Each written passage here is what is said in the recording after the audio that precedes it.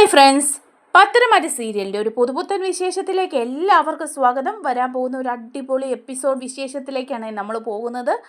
നമ്മുടെ അനിയാണെങ്കിൽ നന്ദു അറസ്റ്റ് ചെയ്ത് കൊണ്ടുപോവുകയും ലോക്കപ്പിലിടുകയും ഒക്കെ ചെയ്തു. അങ്ങനെ ജാമ്യം കിട്ടാതിരിക്കാൻ വേണ്ടിയിട്ടുള്ള ശ്രമങ്ങളൊക്കെ നടത്തിക്കൊണ്ടിരിക്കുകയാണ് നമ്മുടെ CI സച്ചിദാനന്ദൻ. അതുപോലെ തന്നെ നമ്മുടെ അനാമികയും വേണുവും കൂടി പോയി വക്കീലിനെ കാണുകയാണ്. അവന് ജാമ്യം കിട്ടാതെ ഒരു 2-3 ദിവസം അവിടെ കിടക്കുകയാണെന്നുണ്ടെങ്കിൽ അവർ ഒരു കോംപ്രമൈസിന് തയ്യാറാകും. ആ മൂർത്തി അയാൾ വന്നിട്ട് എത്ര കോടി രൂപ വേണേലും തരും. അപ്പോൾ വേണു പറയുക ഒരു 10 കോടി രൂപയെങ്കിലും കോമ്പൻസേഷൻ ചോദിക്കാം, അല്ലേന്ന് ചോദിക്കുക. അപ്പോൾ വക്കീൽ പറയുന്നുണ്ട് 10 കോടിയൊക്കെ കുറഞ്ഞു പോയിട്ടുണ്ടാവും, അതിലൊക്കെ കൂടുതലും തരുമെന്നൊക്കെ പറയാം. അങ്ങനെ ഇവർ ഈ പണി ഒപ്പിച്ചുകൊണ്ടിരിക്കുമ്പോഴും ഇതിൻ്റെയൊക്കെ തുടക്കം ഞങ്ങളുടെ അബിയാണല്ലേ. അബി ചെന്നിട്ടാണ് എരിവ് കയറ്റി കൊടുക്കുന്നത്. ഇവർക്ക് അനാമികയ്ക്കും വേണുവിനും കേസ് കൊടുക്കാൻ പറഞ്ഞിട്ടാണ് അനിക്കെതിരെ. എന്നിട്ട് കോമ്പൻസേഷൻ വാങ്ങിച്ചെടുക്കണം എന്നൊക്കെ പറഞ്ഞ് ആ ഒരു വിവരം നമ്മുടെ നായിനെ അറിയാണ്. അബി തന്നെ വിളിച്ച് പറയുന്ന കേൾക്കുക കേട്ടോ. അതപ്പോൾ നമ്മുടെ മുത്തശ്ശനെ കൊണ്ട് കാണിക്കുക അബിയാണ് കുടുംബം കലക്കാൻ വേണ്ടിയിട്ട് ഈ പണിയൊക്കെ ചെയ്തതെന്ന്. പിന്നെ മുത്തശ്ശൻ നിലയ്ക്ക് നിൽക്കുകയോ അബിയുടെ കുത്തിനെ പിടിച്ച് ഇടിക്കുക ചെയ്യുന്നത്. ആ ഒരു വിശേഷങ്ങളിലേക്കാണ് നമ്മൾ പോകുന്നത്. നമ്മുടെ വീഡിയോ ഇഷ്ടമായാലൊന്ന് ലൈക്ക് ചെയ്യണേ, ചാനൽ കൂടി ഒന്ന് സബ്സ്ക്രൈബ് ചെയ്ത് സപ്പോർട്ട് ചെയ്യണേ. അങ്ങനെ അനാമികയും വേണും കൂടി വക്കീലിനോട് സംസാരിച്ചുകൊണ്ടിരിക്കുക. അപ്പോൾ വക്കീൽ പറയുന്നുണ്ട് 10 കോടിയൊന്നും അല്ല, അതിൽ കൂടുതലൊക്കെ വേണമെങ്കിൽ വാങ്ങാം. കാരണം അനന്തപുരിക്കാർക്ക് എത്ര കോടി രൂപയുടെ ആസ്തി ഉണ്ടെന്ന് അവർക്ക് പോലും അറിയില്ല. അതുപോലെ അനന്തമായിട്ട് കിടക്കുക. അപ്പോൾ അനന്തപുരിയിലെ കൊച്ചുമോനല്ലേ അനി, അപ്പോൾ അവനും അതിലെ നല്ലൊരു വിഹിതം ഉണ്ടായിരിക്കുമല്ലോ. അത് അനാമികയ്ക്ക് അർഹതപ്പെട്ടതാ. ഇപ്പം ഈ കേസിൽ ഇവനെ പെടുത്തി അകത്തിട്ടേക്കാവെങ്കിൽ മുത്തശ്ശനോട് ചോദിച്ചാൽ തരും എന്ന് പറഞ്ഞു കൊടുക്കുക. അപ്പോൾ അനാമികയും പറയുക ശരിയാ, അവൻ 2 ദിവസം അകത്ത് കിടക്കട്ടെ, അവന് ജാമ്യം കിട്ടണമെങ്കിൽ അവനെ പുറത്തിറക്കണമെങ്കിൽ ഞാൻ വിചാരിക്കണമെന്ന് കണ്ടു കഴിഞ്ഞാൽ പണം തന്ന് ഒഴിവാക്കാൻ നോക്കും അവർ എന്ന് പറയാണ്. അപ്പോഴേക്കും വേണു പറയാം ശരിയാ, അത് നല്ല കളിയാണ്, നമുക്ക് 10-15 കോടി ചോദിക്കാവുന്നേ എന്നൊക്കെ പറയാം. അപ്പോൾ വക്കീൽ പറയുന്നുണ്ട് എപ്പോഴും നല്ല ഒരു എമൗണ്ട് തന്നെ നിങ്ങൾ ചോദിച്ചോണം, എന്നാലല്ലേ എനിക്കും വക്കീൽ ഫീസായിട്ട് കിട്ടുള്ളൂ. കുറച്ച് കൂടുതൽ പണം കിട്ടുമ്പോഴേ നമുക്ക് കിട്ടുള്ളൂ. കൈ വിട്ട കളിയാ, ഇതൊരു നല്ലൊരവസരമാണ്. ഇത് കയ്യിൽ നിന്ന് പോയി കഴിഞ്ഞാൽ പിന്നെ നിങ്ങൾക്ക് പണിയാവും. അതുകൊണ്ട് നന്നായിട്ട് ആലോചിച്ചൊക്കെ ചെയ്തോണമെന്ന് പറയാണ്. അങ്ങനെ വേണുവും അനാമികയും കൂടെ പുറത്തിറങ്ങിയിട്ട് പറയാണ് ആ CIയെ തന്നെ വിളിച്ച് നമുക്ക് സംസാരിക്കാം. അവൻ 2 ദിവസം അകത്ത് കിടക്കട്ടെ, അല്ലാതെ അവനെ ജാമ്യം കിട്ടണ്ട എന്ന് പറയണം. അപ്പോൾ വേണു പറഞ്ഞു കൊടുക്കുന്നുണ്ട് അനാമികയോട് കേട്ടോ. അവനിപ്പം അവിടെ അകത്ത് കിടന്നാലും സുഖമല്ലേ, നന്ദുവിനെ കണ്ടോണ്ട് അവനിങ്ങനെ ഇരിക്കാമല്ലോ, അതായിരിക്കും ചിലപ്പോൾ അവൻ്റെ സന്തോഷം. ഒരാഴ്ചയോ 2 ആഴ്ചയോ അവൻ ജയിലിൽ കിടക്കാൻ തയ്യാറായിരിക്കും എന്ന് പറയാം. അപ്പോൾ അനാമിക പറയാം അവൻ തയ്യാറാണെങ്കിലും അവൻ്റെ മുത്തശ്ശനും വീട്ടുകാരും ഒക്കെ വിഷമിക്കുകയല്ലേ ഇവനെ ഓർത്തിട്ട്. അങ്ങനെ അവരൊരു കോംപ്രമൈസിന് തയ്യാറാകും, എന്നിട്ടേ അവന് ജാമ്യം കിട്ടാവുള്ളൂ. CIയെ വിളിച്ച് അച്ഛൻ സംസാരിക്കുന്നു പറയാം. വേണു അങ്ങനെ CIനെ വിളിക്കുകയാണ്. CIയോട് പറയാണ് സാറേ, ഏതായാലും അവനെ അറസ്റ്റ് ചെയ്തല്ലോ, അത് നല്ല കാര്യമാണ്, നമുക്കത് ഇഷ്ടപ്പെട്ടു പോയി കേട്ടോ, അതിനുള്ള നന്ദി സാറിനെ ഞങ്ങൾ അറിയിക്കാമെന്ന് പറയുമ്പോൾ CI പറയാം അതിന് നിങ്ങൾ നന്ദിയൊന്നും പറയണ്ട, എനിക്കും അതിന് വലിയ താല്പര്യം ഉണ്ടായിരുന്നു. കാരണം ഞാൻ നന്ദുവിനെ വിവാഹം കഴിക്കാൻ പോകല്ലേ, അവൻ നന്ദുവിൻ്റെ പുറകെ ഇപ്പോഴും നടക്കുന്നത്. അങ്ങനെ അവനെ ഒന്ന് ഒതുക്കണം എന്നൊരു ആഗ്രഹം ഉണ്ടായിരുന്നു, അതുകൊണ്ട് നന്ദുവിനെ കൊണ്ട് തന്നെ ഞാനത് ചെയ്യിപ്പിച്ചെന്ന് പറയാം. അപ്പോൾ വേണു പറയുന്നുണ്ട് സാറേ ഒരു കാര്യം കൂടെ ചെയ്യണം, അങ്ങനെ ചെയ്യുകയാണെങ്കിൽ ഞങ്ങൾക്കൊരു ചെറിയ ഒരു ഉപകാരം ഉണ്ടായിരുന്നു എന്ന് പറയുമ്പോൾ CI ചോദിക്കുക ഇനി എന്താ ചെയ്യേണ്ടത്, പറഞ്ഞോ എന്ന് പറയാം.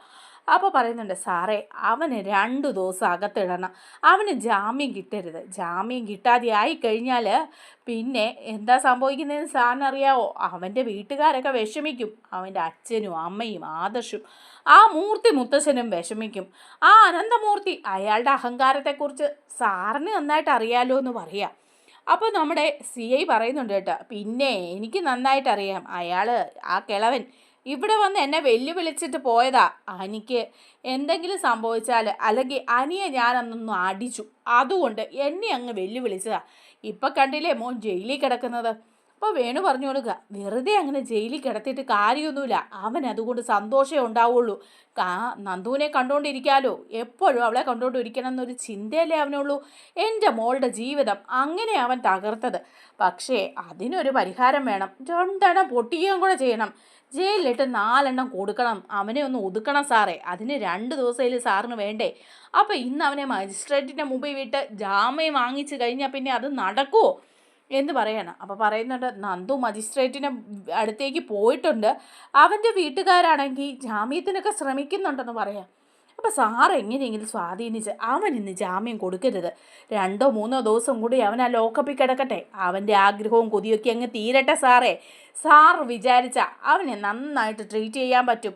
പിന്നെ അത് മാത്രമല്ല, അങ്ങനെ ആകുമ്പോഴേ എൻ്റെ മോള് വയ്ക്കുന്ന ഡിമാൻഡ് അവൻ്റെ വീട്ടുകാർ അംഗീകരിക്കും. എൻ്റെ മോക്കും നല്ലൊരു കോമ്പൻസേഷൻ കിട്ടണ്ടേ ഇവന് ഡിവോഴ്സ് കൊടുക്കുന്നതിന്. അതിന് വേണ്ടിയിട്ട് പരിശ്രമിക്കുക ഞങ്ങൾ, കിട്ടുന്നതിൻ്റെ ഒരു വീതം സാറിന് കൂടി തരാം എന്ന് പറയാം. അപ്പം അത് കേൾക്കുമ്പം നമ്മുടെ സച്ചിദാനന്ദൻ പറയാം കേട്ടോ, ആ ശരി, അങ്ങനെ ഒരു കാര്യം ഉണ്ടെങ്കിൽ അവൻ 2 ദിവസം കിടക്കട്ടെ. അതൊന്നും ഓർത്തിട്ടല്ല, പണം ഓർത്തിട്ടുമല്ല, പിന്നെ നന്ദുവിൻ്റെ പുറകെയുള്ള അവൻ്റെ നടപ്പും അതുപോലെ തന്നെ അവൻ്റെ വീട്ടുകാർ അവനെ ഓർത്ത് വിഷമിക്കണം. പ്രത്യേകിച്ച് ആ അനന്തമൂർത്തി, അയാൾ എന്നെ വന്ന് വിളിച്ചിട്ട് പോയതാ. ഇന്നും ആദർശ് വന്നിട്ടുണ്ടായിരുന്നു എങ്ങനെങ്കിലും ജാമ്യം കൊടുത്ത് അവനെ ഇറക്കണം എന്ന് പറയാൻ. ഞാൻ നന്നായിട്ട് അങ്ങ് അഭിനയിച്ച് വിട്ടു, പക്ഷേ അതൊന്നും നടക്കാൻ പോകുന്നില്ല. പിന്നെ നന്ദുവിൻ്റെ മനസ്സിന് ഭയങ്കര വിഷമമാണ് അനി ജയിലിൽ കിടക്കുന്നതിന്, അത് കാണാനും നല്ല രസമുണ്ട് എന്നിങ്ങനെ പറയുകയാണ് കേട്ടോ നമ്മുടെ CI. അങ്ങനെ CI തീരുമാനിക്കുക ജാമ്യം കൊടുക്കരുതെന്നുള്ള കാര്യം അങ്ങ് തീരുമാനിക്കുകയാണ്. ജാമ്യത്തിന് വേണ്ടിയിട്ടാണെങ്കിൽ നമ്മുടെ ആദർശും നയനയും ഓടി നടക്കുക, വക്കീലിനെ പോയി കാണുന്നു, സംസാരിക്കുന്നു. അനി ഒറ്റ ദിവസം പോലും ജയിലിൽ കിടക്കരുത്, അവൻ വീട്ടിൽ വരണം. കാരണം മുത്തച്ഛൻ ഇപ്പോൾ വീട്ടിലില്ല, ഇനി മുത്തച്ഛൻ വരുമ്പോഴേക്കും ഈ വിവരം അറിയും. ഇപ്പോൾ മുത്തച്ഛനെ തൽക്കാലം ഇതൊന്നും അറിയിച്ചിട്ടില്ല. മുത്തച്ഛൻ അറിഞ്ഞു കഴിഞ്ഞാൽ ഭയങ്കര വിഷമമാവും, ഭയങ്കര ദേഷ്യമാവും, പിന്നെ എന്താ ചെയ്യാന്ന് പോലും അറിയില്ല. എനിക്കിങ്ങനെ ഒരു കാര്യം സംഭവിച്ചെന്നറിഞ്ഞാൽ മുത്തച്ഛൻ അപ്പോൾ തന്നെ സ്റ്റേഷനിലേക്ക് വരികയും ആ CIക്ക് എന്തെങ്കിലും പണി കൊടുക്കുകയൊക്കെ ചെയ്യും. അതുകൊണ്ട് മുത്തച്ഛൻ വരുന്നതിന് മുമ്പ് അനി വീട്ടിലുണ്ടാവണം എന്നിങ്ങനെ പറയുക ആദർശ് വക്കീലിനോട്. അപ്പോൾ വക്കീൽ പറയുന്നുണ്ട്, ഞാൻ മാക്സിമം ശ്രമിക്കാം, പക്ഷേ ആ CI ഒരു മുരടനാണെന്നാണ് തോന്നുന്നത്. പേഴ്സണലി അയാൾക്ക് അനിയോട് ദേഷ്യമുണ്ട്, അതുകൊണ്ടാണ് ഇങ്ങനെയൊക്കെ ചെയ്തിരിക്കുന്നതെന്നൊക്കെ പറയാണ് കേട്ടോ. അതേസമയം നമ്മുടെ നന്ദുവാണ് ഭയങ്കര വിഷമത്തിൽ അനി ഇങ്ങനെ കിടക്കുന്നതുകൊണ്ട് അനിയുടെ അടുത്ത് ലോക്കപ്പിൽ ചെന്ന് നിന്നിട്ട് പറയുന്നുണ്ട്, എന്താ അനി ഇത്, നിനക്ക് ഇപ്പോൾ ഇതിനകത്ത് കിടന്നിട്ട് ഒരു വിഷമവും ഇല്ലല്ലോ, നീ ഭയങ്കര ഹാപ്പിയാണല്ലോ, നീ നിൻ്റെ വീട്ടുകാരെക്കുറിച്ച് ആലോചിക്കുന്നുണ്ടോ, നിൻ്റെ മുത്തശ്ശിയെക്കുറിച്ച് ആലോചിക്കുന്നുണ്ടോ, അവരൊക്കെ ഇത് അറിഞ്ഞു കഴിയുമ്പം എന്തുമാത്രം വിഷമിക്കുന്നുണ്ടെന്ന് നീ വിചാരിക്കുന്നുണ്ടോ, നീ ഇങ്ങനെ കുട്ടിക്കളി മാറ്റാനി എന്ന് പറയുമ്പം പറയാ, എനിക്കിപ്പോൾ ഇതൊന്നും ഒരു പ്രശ്നമല്ല, ആ അനാമികയുടെ കൂടെയുള്ള ജീവിതത്തെക്കാളും എന്തുകൊണ്ടും നല്ലത് ഇവിടുത്തെ ജയിൽവാസം തന്നെയാണ് എന്നിങ്ങനെ പറയുക കേട്ടോ നമ്മുടെ അനി. അങ്ങനെ ഈ സംഭവങ്ങളൊക്കെ ആയി അനി 2 ദിവസം ജയിലിൽ കിടക്കുക. ജയിലിൽ കിടന്ന് ജാമ്യവും കിട്ടുന്നില്ല. ആദർശും നയനയും ജയനും അജയനും ഒക്കെ ഓടി നടന്നിട്ടും അനിക്ക് ജാമ്യം നിഷേധിക്കുകയാണ് കേട്ടോ. അങ്ങനെ അനി സ്ത്രീ പീഡനത്തിന് കേസെടുത്ത് അനി ജയിലിൽ കിടക്കുകയാണ് ചെയ്യുന്നത്. അങ്ങനെ ആയി കഴിയുമ്പോൾ നമ്മുടെ CI അനിക്കിട്ട് നല്ല പണി കൊടുക്കാൻ തീരുമാനിച്ചിരിക്കുക. അപ്പോൾ CI അനിയുടെ അടുത്ത് ചെന്ന് നിന്ന് വെല്ലുവിളിക്കുക ചെയ്യുന്നത്, എടാ നീ ഇവിടെ കിടക്കുകയുള്ളൂ, 2, 3, 4 ദിവസം ചിലപ്പോൾ കിടന്നെന്നിരിക്കും, ഇവിടെ കിടന്ന് നന്ദുവിനെ നോക്കി ചിരിച്ച് കണ്ട് ആസ്വദിച്ചിങ്ങനെ ഇരിക്കാം, പക്ഷേ അവളെ വിവാഹം കഴിക്കുന്നത് ഞാനാ, അല്ലെങ്കിൽ നീ അവളോട് ചോദിച്ചു നോക്ക്, ഞങ്ങളുടെ വിവാഹം ഉറപ്പിച്ചിരിക്കുകയാണ്, അവളുടെ മനസ്സിലിപ്പോൾ ഞാൻ മാത്രമേ ഉള്ളൂ, നിനക്കൊരു സ്ഥാനവും ഇല്ല, അല്ലെങ്കിലും ഇങ്ങനെ കണ്ട പെൺകുട്ടികളുടെ പുറകെ നടന്ന് അടിക്കുകയും ഇടിക്കുകയും ചെയ്ത് സ്ത്രീ പീഡനത്തിന് കേസൊക്കെ എടുത്ത് ജയിലിൽ കിടക്കുന്നവൻ ആര് പെണ്ണ് തരാനാ ഇനി, നീ ആ അനാമികയുമായിട്ട് ഒന്നിച്ച് ജീവിക്കാൻ നോക്ക്, ഇല്ലെങ്കിൽ അവൾക്ക് കൊടുക്കാനുള്ള കോമ്പൻസേഷൻ കൊടുത്ത് ഒഴിവാക്ക്. അപ്പോഴേക്കും അനി പറയാം, അവൾക്ക് കൊടുക്കാനുള്ള കോമ്പൻസേഷൻ കൊടുത്ത് ഒഴിവാക്കും, എത്ര കോടി രൂപ കൊടുത്താലും അവളുടെ കൂടെ ഇനി ജീവിക്കാൻ എനിക്ക് പറ്റില്ലെന്ന് പറയാം. അപ്പോൾ CI പറയുന്നുണ്ട്, എന്നാൽ പിന്നെ അതങ്ങ് ചെയ്യ് എന്ന് പറയാം, അത് ഞാൻ ചെയ്യും എന്ന് പറയാം. പക്ഷേ നിങ്ങളെ നന്ദു വിവാഹം കഴിക്കാനൊന്നും പോകുന്നില്ല, നന്ദുവിൻ്റെ മനസ്സിലെ ഈ അനിയേ ഉള്ളൂ, അതെന്നും അങ്ങനെ തന്നെയാണ്, അല്ലാതെ നിങ്ങളെപ്പോലെ ഒരു കാടനെ അവൾ വിവാഹം കഴിക്കില്ല, ഒരിക്കലും നിങ്ങളുടെ കൂടെ അവൾ സന്തോഷമായിട്ട് ജീവിക്കുകയില്ല, നിങ്ങളിങ്ങനെ ഓർത്തിരിക്കും വിവാഹം നടക്കുമെന്ന്, പക്ഷെ നടക്കില്ല, നന്ദുവിൻ്റെ മനസ്സിൽ ഞാനേ ഉള്ളൂ, ഞങ്ങൾ ഒന്നിച്ചേ ജീവിക്കുള്ളൂ എന്നൊക്കെ പറയാം അനി. അത് കേൾക്കേണ്ട താമസം നമ്മുടെ CI ആണെങ്കിൽ നല്ല അടി കൊടുക്കും അനിക്കിട്ട്. നീ എന്താടാ പറഞ്ഞത്, എൻ്റെ നന്ദുവിനെക്കുറിച്ച് നീ മോശം പറയുന്നോ, നന്ദുവിനെ ഞാൻ വിവാഹം കഴിച്ചിരിക്കും, ഈ CI സച്ചിദാനന്ദൻ മനസ്സിൽ നന്ദുവിനെ കണ്ടിട്ടുണ്ടെങ്കിൽ, നന്ദു എൻ്റെ ഭാര്യയായിട്ട് വരണമെന്ന് ആഗ്രഹിച്ചിട്ടുണ്ടെങ്കിൽ അത് ഞാൻ സാധിച്ചെടുക്കും. അതല്ലെന്ന് പറയാൻ നീ ആരാടാ? ഏത് അനന്തപുരിയിലെ കൊച്ചുമോനാണെന്ന് പറഞ്ഞാലും എൻ്റെ മുന്നിൽ നീ ആരുമല്ല എന്നൊക്കെ പറഞ്ഞ് കഴുത്തിന് കുത്തിപ്പിടിച്ച് അടിക്കുകയൊക്കെ ചെയ്യുക. അങ്ങനെ ആകെപ്പാടെ അടിച്ച് അവശനാക്കിയൊക്കെ ഇങ്ങനെ ഇട്ടിരിക്കുക കേട്ടോ. അപ്പം നമ്മുടെ മുത്തശ്ശനും ആദർശും നയനയും എല്ലാം വന്ന് കാണുമ്പോൾ അനി ഇങ്ങനെ വല്ലാതെ കിടക്കുക, തീരെ വയ്യ.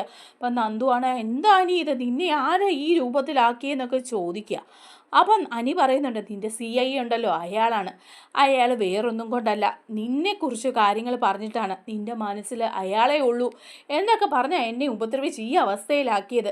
ഞാൻ പറഞ്ഞു, നീ എന്നെയെ വിവാഹം കഴിക്കുകയുള്ളൂ, നിൻ്റെ മനസ്സിൽ CI ഇല്ലയെന്ന് പറഞ്ഞു. അതിനാ അയാൾ എന്നെ ഇങ്ങനെ അടിച്ചതെന്ന് പറയാം. അപ്പം നന്ദു പറയുന്നുണ്ട്, എന്തിനാ അനി നീ അയാളോടൊക്കെ തർക്കിക്കാൻ പോയത്? നീ വെറുതെ എന്തിനാ ഇങ്ങനെ പ്രശ്നങ്ങൾ ഉണ്ടാക്കുന്നത്? നീ എന്തിനാ ഇങ്ങനെ എന്നൊക്കെ ചോദിച്ച് നന്ദു അവിടെ നിന്ന് പൊട്ടിക്കരയുക. അപ്പോൾ മുത്തശ്ശനും ആദർശവും ഒക്കെ വന്ന് കണ്ടു കഴിയുമ്പോൾ, അനിയുടെ അവസ്ഥ കണ്ടു കഴിയുമ്പം ജാമ്യം കിട്ടുന്നുമില്ല, അനി ഇങ്ങനെ ഒരു അവസ്ഥയിലാവുകയും ചെയ്യുക. അപ്പോൾ മുത്തശ്ശൻ ചോദിക്കും, ഇതെന്താ ഇത് അനി, നീ ഇങ്ങനെ എന്തിനാ നീ ഇങ്ങനെയൊക്കെ ചെയ്യുന്നതെന്ന് ചോദിക്കുക. നീ അന്നാ അനാമികയെ അടിച്ചിട്ടല്ലേ ഇതൊക്കെ സംഭവിച്ചത് എന്നൊക്കെ മുത്തശ്ശൻ ചോദിക്കും. അപ്പോഴും അനി തീരെ അവശതയെ കിടക്കുക. അപ്പോൾ അനി എങ്ങനെയെങ്കിലും ജയിലിൽ നിന്ന് പുറത്തിറക്കണം. അപ്പോൾ ആ മുത്തശ്ശനും ആദർശവും കൂടെ പറയുന്നുണ്ട് കേട്ടോ, ഇത് മനഃപൂർവ്വം ആ CI അയാൾ പണി തരുന്നതെന്ന് പറയുക. എന്നിട്ട് മുത്തശ്ശൻ CIയെ പോയി കാണുകയാണ്. എന്ന് ചോദിക്കുക, എന്തിനാ നിങ്ങൾ അനിയെ അടിച്ചത്? അവനെ ഈ ഒരു അവസ്ഥയിലാക്കാൻ മാത്രം എന്ത് തെറ്റാ എൻ്റെ കൊച്ചുമോൻ ചെയ്തതെന്ന് ചോദിക്കുകയാണ്. അപ്പോൾ CI പറയണം, അയ്യോ അവൻ്റെ വായിലെ നാക്ക് ശരിയല്ല, ഞങ്ങൾ ചില കാര്യങ്ങളൊക്കെ ചോദ്യം ചെയ്തു, പക്ഷേ അവൻ അതിനൊന്നും മറുപടി തരാൻ തയ്യാറല്ല. എന്ത് ചോദിക്കുമ്പോഴും തർക്കുത്തരം പറഞ്ഞുകൊണ്ടിരിക്കുന്ന അവനെ പിന്നെ ഞങ്ങൾ എങ്ങനെ ട്രീറ്റ് ചെയ്യണമെന്നാണ് പറയുന്നത്? ആ പദ്ധതി സംഭവിച്ചു പോയതാ സാറേ, അന്വേഷണത്തിൻ്റെയൊക്കെ ഭാഗമായിട്ട് അങ്ങനെയൊക്കെ സംഭവിക്കും എന്നൊക്കെ പറയുമ്പം മുത്തശ്ശൻ പറയാം, തന്നോട് ഞാൻ നേരത്തെ ഒന്ന് വന്ന് വാണിങ്ങി തന്നതാ, വെറുതെ അന്ന് അവൻ്റെ കരണത്തടിച്ച് നീ വിട്ടു. അന്ന് ഞാൻ പറഞ്ഞതാ, ഇനി എൻ്റെ കൊച്ചുമോനെ വേദനിപ്പിക്കരുതെന്ന്. ഇങ്ങനെ ഇനി എന്തെങ്കിലും ഉണ്ടായ ഞാൻ നിനക്ക് പണി തരുമെന്ന്. ഇപ്പം നീ വീണ്ടും അനിയെ ഉപദ്രവിച്ചിരിക്കുക. നീ ചെവിയെന്നുള്ളിക്കുവോ സച്ചി, നിനക്ക് പണി വരുന്നതേ ഉള്ളൂ എന്ന് പറയുക. അപ്പോഴേക്കും സച്ചി അവിടെ നിന്നിട്ട് പറയാം, ഓ ശരി സാർ, എന്താണെന്ന് വെച്ചാൽ തന്നോളൂ, ഞാനങ്ങ് സ്വീകരിച്ചോളാം. ഇതിൻ്റെ പേരിലല്ലേ, എന്ത് കിട്ടിയാലും ഞാനങ്ങ് സ്വീകരിച്ചോളാം എന്നൊക്കെ പറയാം. പക്ഷേ ഇവന് ജാമ്യം കിട്ടാൻ പോകുന്നില്ല. ഇനി ഇവന് ജാമ്യം കിട്ടണം എന്നുണ്ടെങ്കിൽ ഇവൻ്റെ ആ ഭാര്യയുണ്ടല്ലോ അനാമിക, അവൾ പറയണം അവൾക്ക് പരാതിയില്ല എന്ന് പറഞ്ഞ് എഴുതി തരാൻ പറ. അങ്ങനെയാണ് ഇവന് ലോക്കപ്പിൽ നിന്ന് ഇറങ്ങിപ്പോകാം. അല്ലാതെ ഇവൻ ഇറങ്ങില്ല, കുറച്ച് ദിവസങ്ങൾ ഇവിടെ കിടക്കുക തന്നെ ചെയ്യും എന്ന് പറയുകയാണ്. അപ്പോൾ മുത്തശ്ശൻ പറയുന്നുണ്ട്, ഓഹോ ഇത് ട്രാപ്പാണ്, അനാമികയും കൂടെ കൂടിയിട്ടുള്ള ട്രാപ്പാണല്ലേ എന്ന് ചോദിക്കുക. തീർച്ചയായും അനാമിക അവളുടെ അച്ഛൻ വേണുവും പരാതി തന്നിട്ടാണ് ഇവനെ അറസ്റ്റ് ചെയ്തത്. അതിൻ്റെ പേരിലാണ് ഇവനുള്ള ലോക്കപ്പിൽ കിടക്കുന്നത്. ഇനിയിപ്പോൾ ഇവനിവിടുന്ന് പുറത്തിറങ്ങണമെങ്കിൽ അനാമികയുമായിട്ട് ഒരു സന്ധി സംഭാഷണത്തിന് നിങ്ങൾ പോകണമെന്ന് പറയാം എന്ന്. അപ്പോൾ മുത്തശ്ശൻ ദേഷ്യപ്പെട്ട് അവിടെ നിന്ന് ഇറങ്ങി പോവുക. എന്നിട്ട് പറയുന്നുണ്ട് കേട്ടോ, നമ്മുടെ ആദർശിനോട് പറയുക, എടാ എന്തായാലും വേണ്ടില്ല, ആ വേണുവിനെ അവളെ വിളിക്ക്, നമുക്ക് സംസാരിക്കാം, കൊടുക്കാൻ എന്താണെന്ന് വെച്ചാൽ അവർക്ക് കൊടുക്കാം, കൊടുത്തതിന് ശേഷം നമ്മുടെ അനിയെ പുറത്തെടുക്കണ്ടേ എന്ന് ചോദിക്കുകയാണ്. അപ്പം ആദർശം പറയുന്നുണ്ട്, അവർ ഒരു വൻ തുക തന്നെയേ ചോദിക്കുള്ളൂ, അതിനൊക്കെ വേണ്ടിയിട്ടുള്ള കളിയാ. ഞാൻ മുത്തശ്ശ നേരത്തെ പറഞ്ഞില്ലേ, അനാമികയുടെ പോക്ക് അത്ര ശരിയൊന്നും അല്ലായിരുന്നു. അവൾക്ക് വേറെ പല ബന്ധങ്ങളൊക്കെ ഉണ്ട്, അനിയുമായിട്ടൊരു ജീവിതത്തിനൊന്നും അവൾക്ക് താല്പര്യമില്ല. അനന്തപുരിയിലെ സ്വത്തുക്കൾ കണ്ടിട്ട് തന്നെയാണ് അവർ വിവാഹം ആലോചിച്ച് നമ്മുടെ വീട്ടിലേക്ക് വന്നത്. ഇനിയിപ്പം ആ സ്വത്തിൻ്റെ എത്ര ഇരട്ടി കിട്ടുമോ അത്രയും കിട്ടാൻ വേണ്ടി അവരിപ്പോൾ പരിശ്രമിച്ചുകൊണ്ടിരിക്കുന്നത്. അതിൻ്റെ ഭാഗമായിട്ടുണ്ടാക്കിയ ഒരു നാടകമാണിത്. അതുകൊണ്ടാണ് അനിയെ ഇപ്പം ഇങ്ങനെ ജയിലിലിട്ട് തല്ലിച്ചതയ്ക്കുന്നത്. അങ്ങനെയാവുമ്പോൾ നമ്മൾ എന്തും കൊടുക്കും, എത്ര ലക്ഷം രൂപയും എത്ര കോടി രൂപയും കോമ്പൻസേഷൻ കിട്ടുമെന്ന് അവർക്കറിയാം. ഏടാ എത്ര കിട്ടിയാലും എത്ര കൊടുത്താലും കുഴപ്പമില്ല, എൻ്റെ അനി ഇനി അവിടെ കിടന്ന് നരകിക്കാൻ പാടില്ല. അത് തന്നെയല്ല, അനാമികയെ പോലെ ഒരു പെണ്ണ് അനന്തപുരിക്ക് ആവശ്യമില്ല. അവളെ ഇനി തിരിച്ച് അനന്തപുരിയിലേക്ക് അനിയുടെ ഭാര്യയായിട്ട് കൊണ്ടുവരാനൊന്നും ഞാൻ നോക്കുന്നില്ല. അതുകൊണ്ട് കൊടുത്ത് ഒഴിവാക്കുക തന്നെ ചെയ്യാം എന്ന് പറയാം. അങ്ങനെ വേണുവിനെയും അനാമികയും വിളിച്ച് മുത്തശ്ശൻ സംസാരിക്കുക. എന്നിട്ട് പറയുന്നുണ്ട്, അതെ നിങ്ങൾ എന്താ വേണ്ടതെന്ന് വെച്ച് പറഞ്ഞു, നിങ്ങളുടെ ഉദ്ദേശശുദ്ധിയെക്കുറിച്ചൊക്കെ നന്നായിട്ട് ഞങ്ങൾക്കറിയാം. ഇപ്പം അനിയെ ലോക്കപ്പിലിട്ട് തല്ലിച്ചതച്ചത് നിങ്ങളാണെന്നും അറിയാം. നിങ്ങൾക്ക് എന്താ വേണ്ടതെന്ന് പറഞ്ഞു, പക്ഷെ ഞങ്ങളുടെ അനി ഒരു ദിവസം കൂടി ഇനി ജയിലിൽ കിടക്കാൻ പാടില്ല. അതുകൊണ്ടാണ്. അതുപോലെ അനാമികയെ പോലെ ഒരു പെണ്ണ് ഞങ്ങളുടെ അനന്തപുരിക്ക് ആവശ്യമില്ല. അനന്തപുരിയിലെ മരുമക്കളുടെ കൂടെ ചേർക്കാൻ പറ്റുന്ന ഒരുത്തിയല്ല ഇവള് എന്നൊക്കെ മുത്തശ്ശൻ പറയാം. അപ്പോൾ വേണു പറയുന്നുണ്ട്, ഇപ്പം അങ്ങനെ നേരെ വാ. അല്ലേലും അനന്തപുരിയിലെ അനിയുടെ ഭാര്യയായിട്ട് വാഴണമെന്നൊന്നും എൻ്റെ മോക്കും ആഗ്രഹമില്ല. അനി അവനാണ് അന്തുവിൻ്റെ പുറകെയല്ലേ കല്യാണം കഴിഞ്ഞ് നടക്കുന്നത്. അങ്ങനെ നാണം കേട്ട ഒരുത്തൻ്റെ ഭാര്യയായിട്ടൊന്നും എൻ്റെ മോക്ക് അവിടെ വാഴേണ്ട കാര്യമൊന്നുമില്ല. അവൾക്ക് കൊടുക്കേണ്ട എന്താണെന്ന് വെച്ചാൽ കൊടുത്തു വിട്ടാൽ ഞങ്ങളങ്ങ് പൊക്കോളാം, ഡിവോഴ്സ് അങ്ങ് തന്നേക്കാവേ എന്ന് പറയാം. അപ്പം മുത്തശ്ശൻ പറയുന്നുണ്ട്, എത്രയാണ് വേണ്ടതെന്ന് വെച്ചാൽ നിങ്ങൾ പറഞ്ഞു, പണത്തിന് ആർത്തി പിടിച്ച വർഗ്ഗങ്ങളല്ലേ, എത്രയാണേലും തന്നേക്കാം എന്ന് പറയാണ്. അപ്പം വേണു പറയാണ്, ഒരു 15 കോടി രൂപയെങ്കിലും ഞങ്ങൾക്ക് തരണം. അങ്ങനെയാണെങ്കിൽ ഞങ്ങൾ ഡിവോഴ്സ് പേപ്പറിൽ ഒപ്പിട്ട് തരാം. അനി ലോക്കപ്പിൽ നിന്ന് പുറത്തിറങ്ങും, പരാതിയും പിൻവലിക്കാമെന്ന് പറയാണ്. അപ്പോഴേക്കും മുത്തശ്ശൻ ചോദിക്കുമോ, 15 കോടി രൂപയോ? 15 കോടി രൂപ തന്നിട്ട് വേണോ ഇവൾ അനന്തപുരിയിൽ നിന്ന് ഇറങ്ങാൻ? അത്രയ്ക്കൊക്കെ വേണോന്ന് ചോദിക്കുകയാണ്. അപ്പോൾ മുത്തശ്ശൻ പറയാണ്, മുത്തശ്ശനോട് വേണു പറയാണ് കേട്ടോ, അതെ, നിങ്ങളുടെ മൂത്ത കൊച്ചുമോനുണ്ടല്ലോ ആദർശ്, അവൻ്റെ സ്വഭാവ മഹിമയെക്കുറിച്ചും എല്ലാവർക്കും അറിയാം. അവൻ വിവാഹത്തിന് മുമ്പ് ഒരു പെണ്ണിൻ്റെ കൂടെ നടന്ന് ആ പെണ്ണിനെ ചതിച്ച് ഒരു കുഞ്ഞു ഉണ്ടായി കഴിഞ്ഞല്ലേ ദേ ആ നയനേന്ന് പറയുന്നവളെ കെട്ടിയത്. ഒരു ഗതിയും പരഗതിയും ഇല്ലാത്തത് കൊണ്ടല്ലേ അവൾ ഇപ്പോഴും അവൻ്റെ പുറകെ വാലാട്ടി നടക്കുന്നത്. അതുപോലൊന്നും നടക്കാൻ എൻ്റെ മോൾ അനാമികയെ കിട്ടില്ല. അതുകൊണ്ട് അവൾക്ക് കിട്ടാനുള്ള 15 കോടി രൂപ കിട്ടിയാൽ ഞങ്ങൾ പരാതി ഈ നിമിഷം പിൻവലിക്കാമെന്ന് പറയാം. അപ്പോൾ മുത്തശ്ശൻ പറയുന്നുണ്ട്, ഞങ്ങൾക്കൊന്ന് ആലോചിക്കണം. 15 കോടി രൂപയൊന്നും തന്ന് ഒഴിവാക്കേണ്ട ആവശ്യമില്ല അനാമികയെ പോലൊരു ഫ്രോഡിനെ എന്ന് പറയാണ്. അപ്പോഴേക്കും നമ്മുടെ ആദർശ് പറയാം, കൊടുത്തോ മുത്തശ്ശ, നമ്മുടെ അനിയല്ലേ കിടക്കുന്നത് ജയിലിൽ, അവൻ അവിടെ കിടന്ന് അനുഭവിക്കുന്നതൊക്കെ മുത്തശ്ശൻ കണ്ടതല്ലേ. ആ CI ഇനി അവനെ ഉപദ്രവിക്കും. അതുകൊണ്ട് എന്തായാലും കൊടുക്കാനുള്ളത് കൊടുക്ക്, ഇവൾ ഒഴിഞ്ഞു പോട്ടെ എന്ന് പറയാണ്. അങ്ങനെ അനാമികയ്ക്ക് 15 കോടി രൂപ കൊടുക്കാമെന്ന് കരാറൊക്കെ ഒപ്പിടുക. പക്ഷേ കൊടുത്തിട്ടൊന്നുമില്ല കേട്ടോ. അനി ഇറങ്ങിയതിന് ശേഷം മാത്രം കൊടുക്കാം, ഡിവോഴ്സ് പേപ്പറിൽ ഒപ്പിട്ടതിന് ശേഷം മാത്രം കൊടുക്കാമെന്നുള്ള തീരുമാനത്തിലാണ് പോകുന്നത്. അങ്ങനെ ഒക്കെ അവർ പോവുകയാണ് ചെയ്യുന്നത്. അതേസമയം ഇതെല്ലാം ഒപ്പിച്ചു വച്ചിരിക്കുന്ന നമ്മുടെ അബിയാണല്ലോ. അബിയും ജലജയും കൂടി സ്വന്തം വീട്ടിൽ തന്നെ കുഴി തോണ്ടുക. അങ്ങനെ അബി ജലജയായിട്ട് സംസാരിക്കുക. കണ്ടില്ലേ, 15 കോടി രൂപയാണ് അവൾ ആ അനാമിക ചോദിച്ചതെന്ന് പറയാം. അപ്പം ജലജ പറയടാ, 15 കോടി രൂപയൊക്കെ ചോദിക്കാനും മാത്രം ഉണ്ടോ? അത്രയ്ക്കൊക്കെ ഉണ്ടോ അവൾ എന്ന് പറയുമ്പോൾ അബി പറയാം, മേടിക്കട്ടെ, നമുക്കോ അനുഭവിക്കാൻ പറ്റില്ല. ഇതെല്ലാം കൈ വെച്ച് അനുഭവിക്കുന്നത് ആ ആദർശല്ലേ. അതിൽ നിന്നൊരു വീതം എനിക്കുള്ളത്, അതിൽ നിന്നല്ലേ പോകുന്നത് പോട്ടെ. പക്ഷേ ഇവിടെയുള്ളവരൊക്കെ ഇത് അനുഭവിക്കണം. എല്ലാവരുടെ മനസ്സിൽ നല്ലൊരു ആദിയും വിഷമവും ഒക്കെ ഉണ്ട്. എപ്പോഴും എന്നെ കുറ്റപ്പെടുത്തിക്കൊണ്ട് നടന്നവർക്കൊക്കെ കിട്ടിയാടി കണ്ടില്ലേ അമ്മ. അപ്പോൾ ഉടനെ ജലജ പറയാ, ശരിയാ മോനെ, ആ ആദർശ് അവൻ മഹാനാണ്, ആദർശധീരനാണെന്നൊക്കെ പറഞ്ഞു. എന്നിട്ട് കണ്ടില്ലേ ഇപ്പോൾ ഒരു കൊച്ച് ചന്തുമോള് അത് വന്ന് നിൽക്കുന്നത്, അത് അവന് തീരെ കളങ്ക. അനാമികയാണെങ്കിൽ എല്ലാ മാധ്യമങ്ങളിലും ഇൻ്റർവ്യൂ കൊടുത്ത് ആദർശിനെ നാട്ടിച്ചിട്ടുമുണ്ട്. ഇനി ഏതൊക്കെ തരത്തിലുള്ള കേസ് അവന് വരുമെന്ന് പോലും നമുക്കറിയില്ല. എന്തായാലും അനന്തപുരിക്കാർ ആകെ മൊത്തം നാണം കെട്ട് നാറി. ഇനിയിപ്പോൾ അനി അവൻ്റെ പേരിലൊരു 15 കോടി പോയാലും അവൻ്റെ ജീവിതം അങ്ങ് തൊലഞ്ഞു പോയല്ലോ. നിന്നേക്കാൾ മുകളിലൊന്നും അല്ലല്ലോ അവൻ. അതിലെനിക്ക് സന്തോഷമുണ്ടെന്നൊക്കെ പറയുക.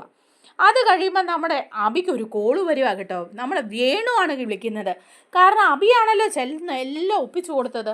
അപ്പോൾ ഇത് സക്സസ് ആയ കാര്യം പറയാൻ വേണ്ടി വിളിക്കുക. അപ്പോൾ അബി ഫോൺ എടുത്ത് മാറി നിൽക്കുക.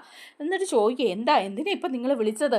ഇവിടെ നിന്ന് നിങ്ങളെ ഞാൻ വിളിക്കുന്നുണ്ടെന്നറിഞ്ഞാൽ ഞാൻ ഒറ്റുകഴുന്നതാണെന്ന് പറയൂന്ന് പറയാം.